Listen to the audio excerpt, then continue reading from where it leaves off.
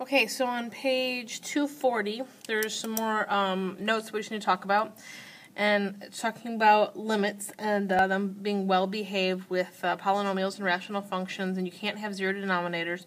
So under all of these properties, there's some very special rules that will help you find limits quickly. So if you let b and c be real numbers and let n be a positive integer, then you have each of the following properties. So the limit of b, some real number, as x approaches c, some other real number is just b. So what I wrote is the limit of 6 as x approaches 2 is just 6, because it's always just going to be 6. It doesn't matter what x is approaching. The limit is x as x approaches c, some real number. Well, that's like saying the limit of x as x approaches 5, some real number, is going to be 5. The limit is x to the n power as x approaches some number c. It's just going to be c to the n. Well, that uses this power where x became 5, but in my case, it's not only just x, it's x to a power. So what I did is I did the limit of x to the n power as x approaches 3 is going to be equal to 3 to the n power, whatever power n is. And then just keep in mind that it has to be a positive n. And then the last one says that the limit of the nth root of x as x approaches c is just the nth root of c for any n that is even and c that is greater than 0. So I did the limit of the fourth root of x as x approaches 16. Well, the fourth root of 16 is 2. And keep in mind that because this is already implied that it's just a positive right here, we're only talking about the positive root. And then over here we have some more rules.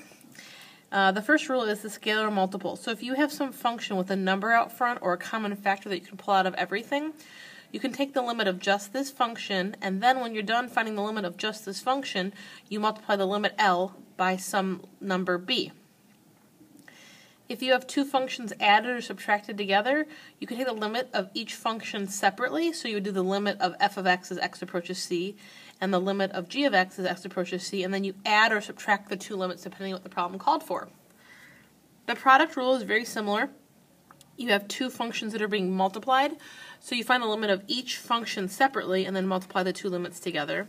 The quotient rule says this, or the quotient property says that if you are taking the limit of two functions divided by each other, which is helpful with rational functions, you find the limit of the top, and then you find the limit of the bottom, and then you divide the two quantities. Just keep in mind that the limit of the bottom, which they call k in this case, cannot be equal to 0 because we cannot divide by 0.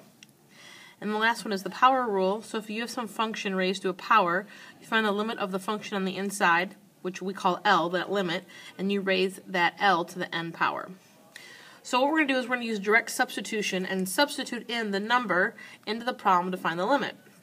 So, and this is only working because down here I have all polynomial or rational expressions. So it says the limit of x squared as x approaches 4. Well, that's just saying that you have 4 squared, which is just 16. And we can do this by saying that, well, I have this power right here, which is this rule. Oh, you can't see it, this rule right here, which is number 3 on the other side. The next one is very similar. We're going to use the scalar multiple rule and number 2 on the other side. So what I can do is I can pull my 5 out, and I can do the limit of just x as x approaches 4, which we know is 4, and then 5 times 4 is 20. So what you need to do now is pause the video and then come back and check your work on C, D, E, and F. So now you should have done C, D, E, and F, and when you do those, you should have gotten the following. Letter C should have been 0. Letter D should have been just 3. It's implied here that you're just taking the positive or the principal root. Letter E is negative pi, and letter F is 49. So we're going to go over to page 241. And on page 241, it says that, now we're going to talk specifically about polynomials and rationals for a second. So it says, if p is a polynomial function and c is a real number, then the limit of my polynomial p as x approaches c is just p of c. And what this says is the limit is the value of the polynomial at c. So all I've done is plug c into my polynomial, and whatever you get, that's the answer. Same idea with the rational function. They're going to call some rational function r, is made up of two polynomials, p and q. And that if you have some rational function, the rational function's limit is going to be the limit of the top when you plug the value in divided by the limit of the bottom. So what I wrote was the limit of the rational function is the value of the numerator's polynomial at c divided by the denominator's polynomial at c. So then letter A says final limit. Well, I have a polynomial, and so based on this top rule up here, all I need to do is plug this -1 into my polynomial. So I'm going to get -1 squared plus a -1 minus 6. Well, -1 squared is 1 plus a -1 minus a 6. These two together make a -7, plus one more makes a -6, and that's my limit. On letter B, what you can do is, let me adjust the camera real quick. It's a little bit better. On letter B, because I have a rational function, I can do the limit of the top over the limit of the bottom. So on top, I'm going to have -1 squared plus a -1 minus a 6. And then I'm going to divide this by a -1 plus a 3. So on top, you're going to have a +1 minus a 1 minus a 6 over a +2. These two cancel out, so now you're left with -6 over 2, which is just going to give me a limit of -3. Okay, so the next problem. So the next side of the page in 241 is talking about what's called dividing out technique. And before we do this problem, I need you to change this. It shouldn't say the limit as x approaches -1. It should say that x approaches -3.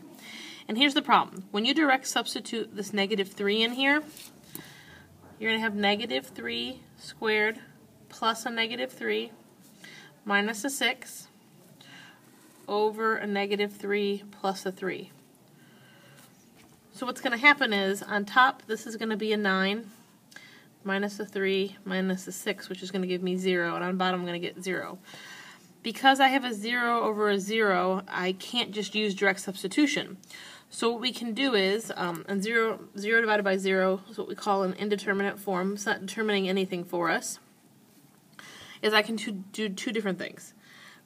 Number one, we can go back and use our table and fill in our table and approach things that are very close to -3. So I could use -2.99, -2.9, or I could use -3.1, 3.01, -3.001. Or the other way you can do this is actually divide it out. You can actually do the division of this problem. And so if I actually do the division of this problem, that top is going to factor into an x plus 3 over an x minus 2. And on bottom I have an x plus 3. So then those cancel out. And now I can just do the limit as x approaches -3 of my x minus 2. And when you plug this in, you're going to get -3 minus 2, which is going to get you a -5, which is going to be our limit, which would have been the same thing right here that we would have seen if we had done the table. And then a quick little note down here at the bottom, and it says this only works because the limit of f of x can be represented by the limit of g of x, which is x minus 2, because the limit as x approaches -3 of f and g agree. So this is an important point. So now you can go back to Edmodo and watch the next video so you can finish the next page of notes.